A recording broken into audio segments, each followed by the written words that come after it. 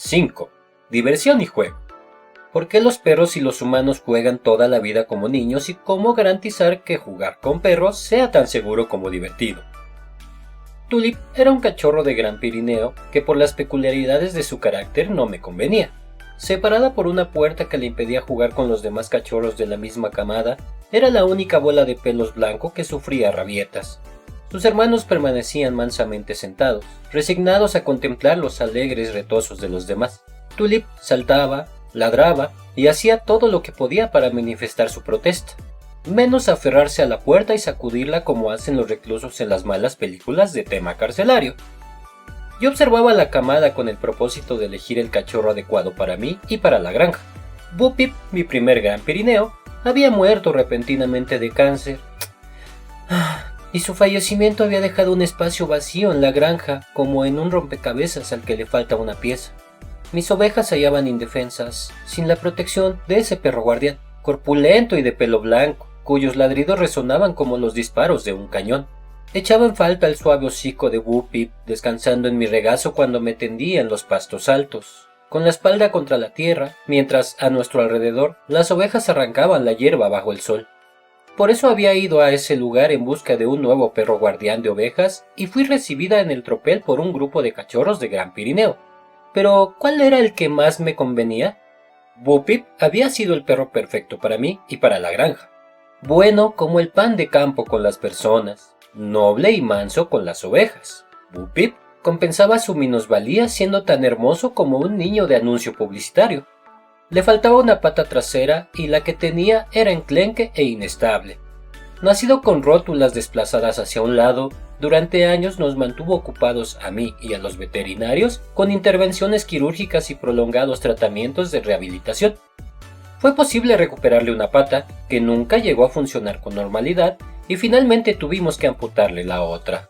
Podía caminar erguido solo unos pasos, pero la mayor parte del tiempo arrastraba enérgicamente sus cuartos traseros con sus robustas patas delanteras, con movimientos más de foca que de perro.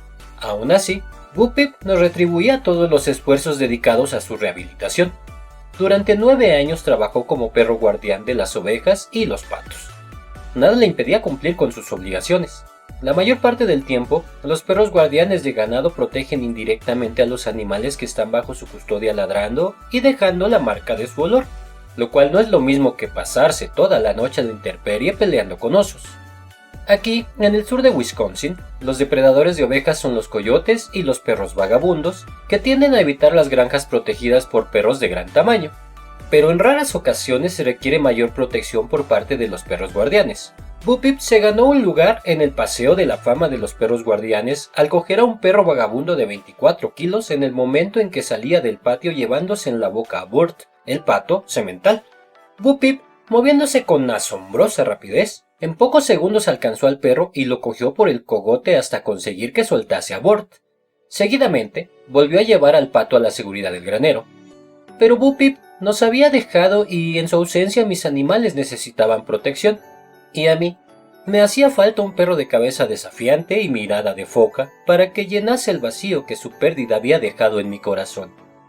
Resultaba difícil encontrar el sustituto de un perro que era único entre 1.000.000.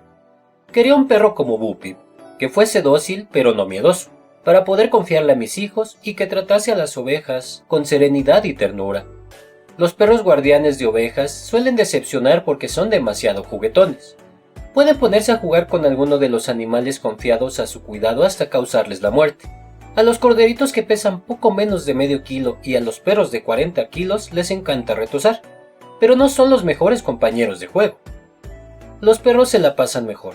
Por eso, cuando suavemente puse a Tulip de espaldas y sujeté contra el suelo poniendo mi mano sobre su pecho, buscaba un perro que se retorciese un poco, que me lamiese la mano y después mostrase una serena aceptación.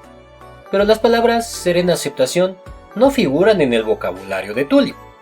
Mientras se retorcía como un pez bajo mi mano en señal de protesta, Tulip me miraba directamente a los ojos, pero no con la mirada fría que hiela la sangre que había visto en algunos cachorros. Sus ojos brillaban como las bengalas del 4 de julio, resplandecientes de alegría y jubiloso espíritu juguetón.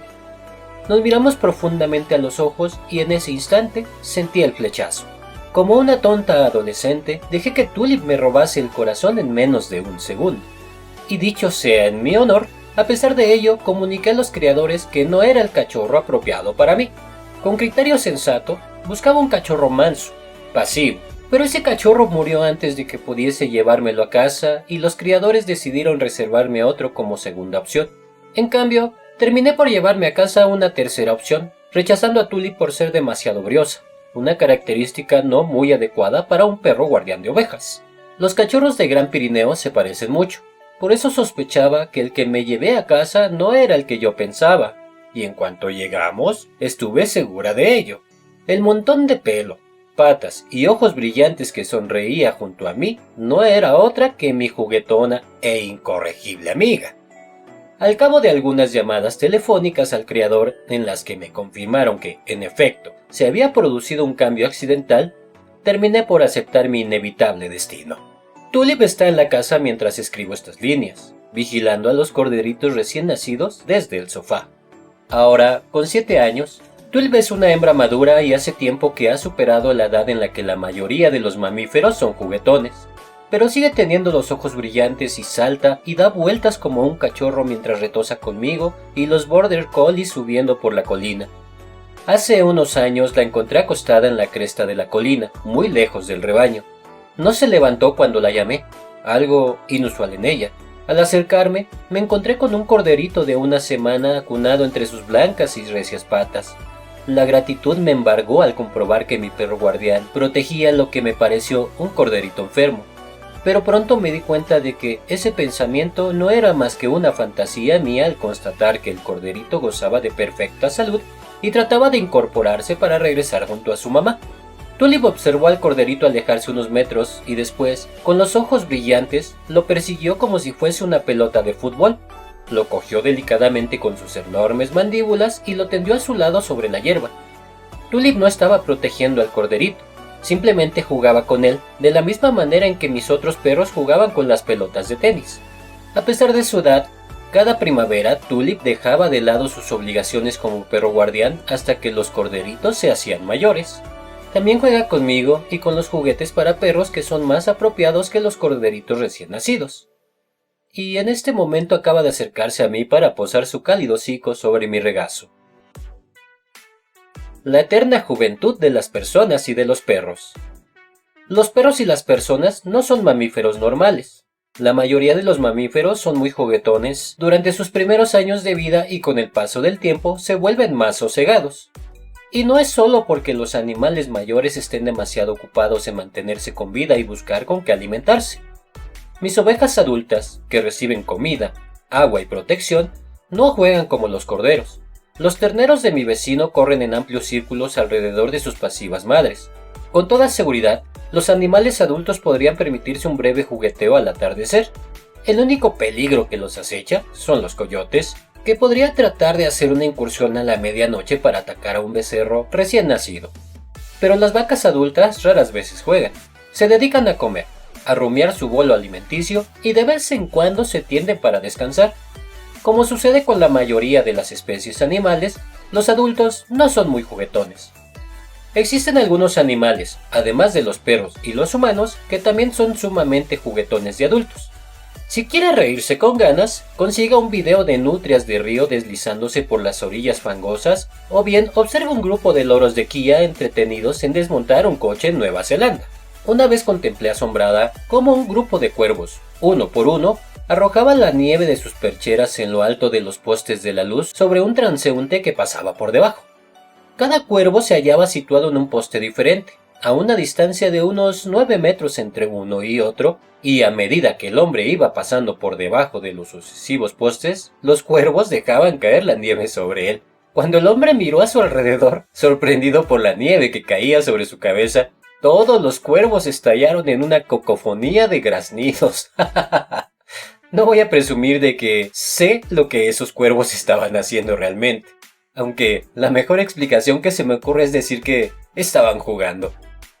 Pero los animales como los cuervos, las nutrias, los humanos y los perros no son en absoluto típicos. La mayoría de los animales adultos son poco juguetones. ¿Y qué pasa con los perros? Mis border collies de mediana edad viven esperando la señal de que estoy a punto de coger una pelota. Tulip, que tiene 7 años, prefiere jugar sola con su propia pelota, tirándola y persiguiéndola con la misma desenvoltura de un cachorro.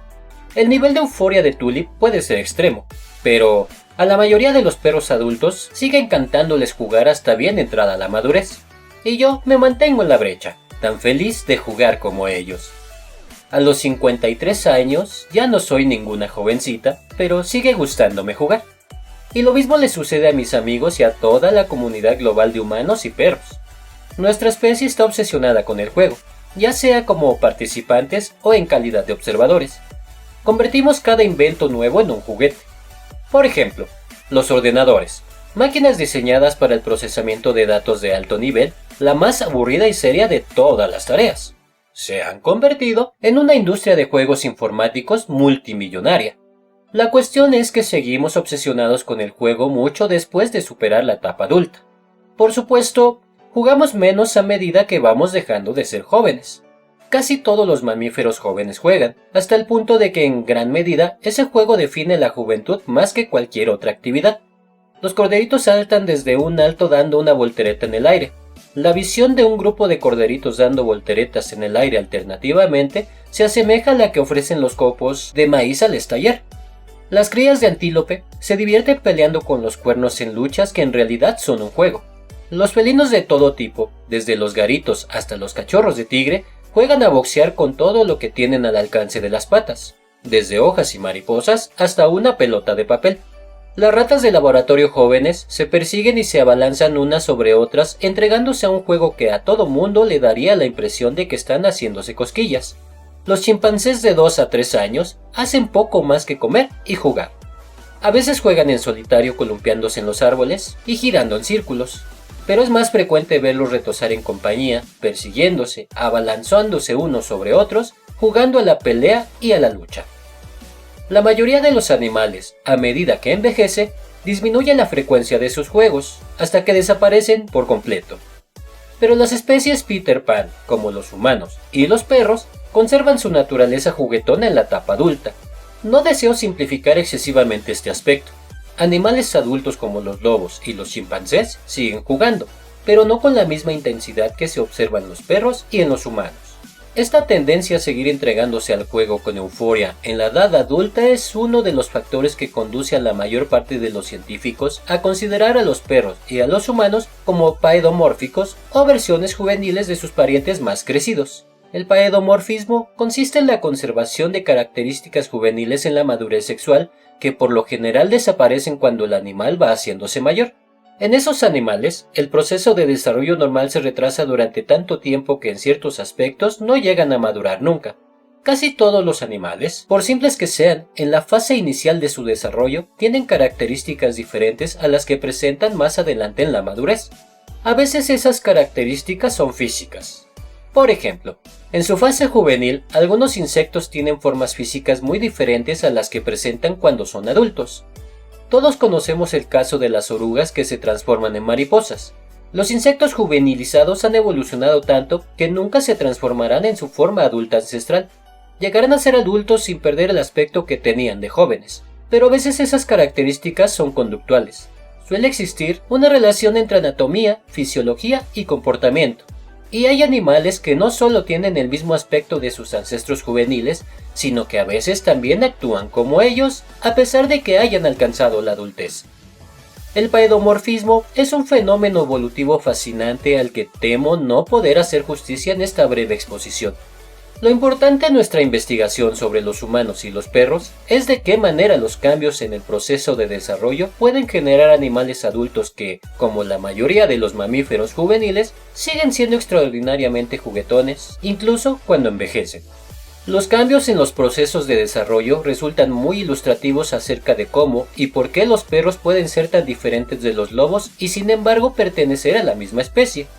Un científico ruso llamado Dmitry Belyaev se interesó por la manera en que el proceso de domesticación dio como resultado animales que son menos agresivos que sus ancestros. De un grupo de zorros procedentes de granjas peleteras rusas, Belyaev crió selectivamente solo a los animales más dóciles. tuvo que realizar la selección con sumo cuidado, puesto que la mayoría de los zorros con los que trabajó no se prestaron amablemente al experimento. De cada camada crió solo a los zorros con menor probabilidad de escapar o morder y más propensos a lamer la mano tendida de la persona que realizaba el experimento y acercarse voluntariamente a ella. En solo 10 generaciones, el 18% de los zorros nacidos eran lo que el científico ruso clasificó como la élite domesticada, deseosa de establecer contacto con extraños, gimoteando y lamiendo la cara de quienes realizaban el experimento como si fuesen cachorros de perro. Hacia la 20ª generación, el 35% de los animales buscaba ansiosamente las caricias en lugar de tratar de huir o de morder como haría la mayoría de los zorros adultos. Lo que hace interesante a este estudio, y le confiere importancia desde el punto de vista científico, es que cuando el investigador realizó la selección basándose solo en una característica, la de la docilidad, se produjeron cambios en muchos otros aspectos del comportamiento, de la anatomía y de la fisiología de los zorros. Las orejas flexibles de los cachorros caninos se mantenían en la fase adulta de los zorros.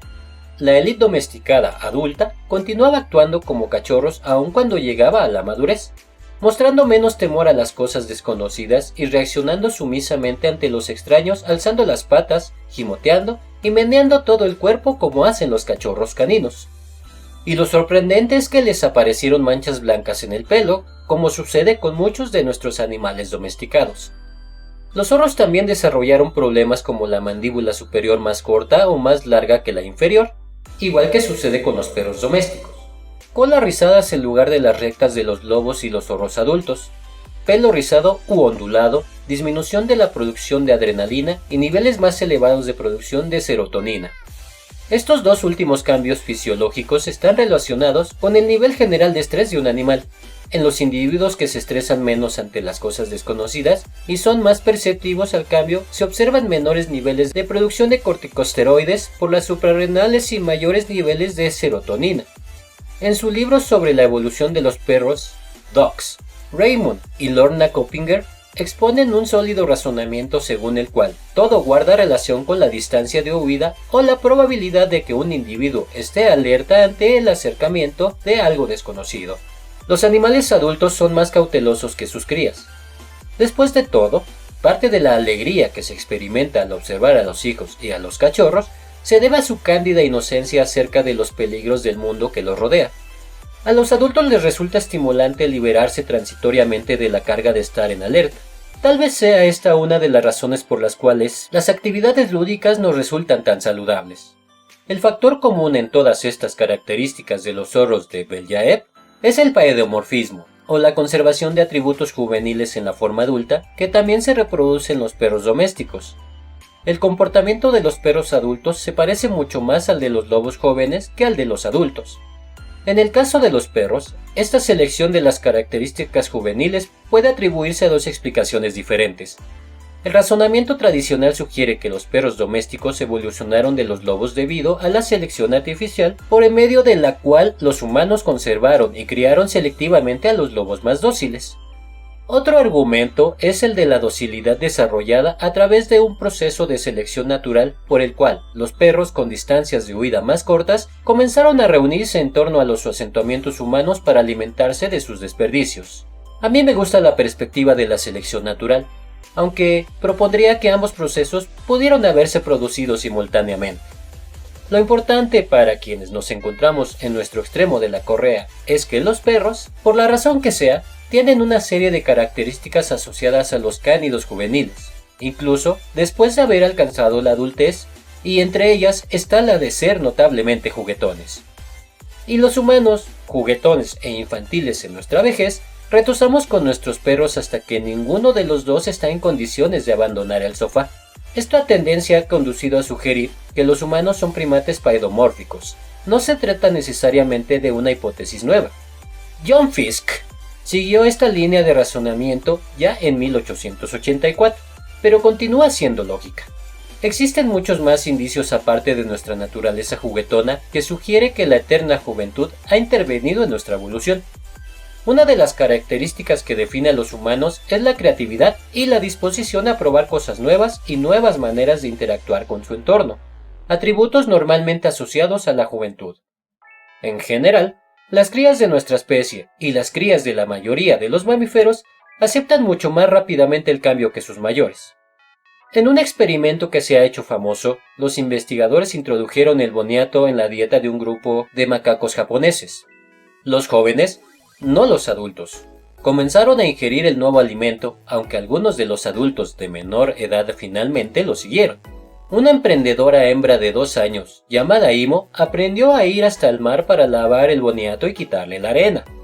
Más adelante, esta misma hembra inventó una técnica similar en la cual recogía puñados de granos de trigo de la arena y los dejaba caer sobre la superficie del agua. La arena se hundía y los granos quedaban flotando, ahora limpios, frescos, deliciosamente sazonados con la sal del agua y listos para cogerlos y comerlos sin sentir en la boca la desagradable aspereza de la arenilla. Este comportamiento terminó por extenderse a todo el grupo, con excepción de los más pequeños, que carecían de las habilidades motoras necesarias, y de los adultos mayores, que parecían no tener ningún interés en las ideas raras de los jóvenes. Pero aunque los humanos se muestran más perceptivos y flexibles cuando son jóvenes, desde una perspectiva comparativa amplia, los humanos adultos son sorprendentemente flexibles comparados con los adultos de otras especies. Podría argumentarse que parte de nuestro asombroso éxito como especie está relacionada con nuestra actitud para encontrar nuevas maneras de interactuar con nuestro entorno. Nuestra inclinación al juego va asociada a esa flexibilidad y es una de las características que definen a nuestro vínculo con los perros. A ambos nos encanta encontrar nuevas maneras de compartir juegos, especialmente con esos extraños objetos redondos llamados pelotas.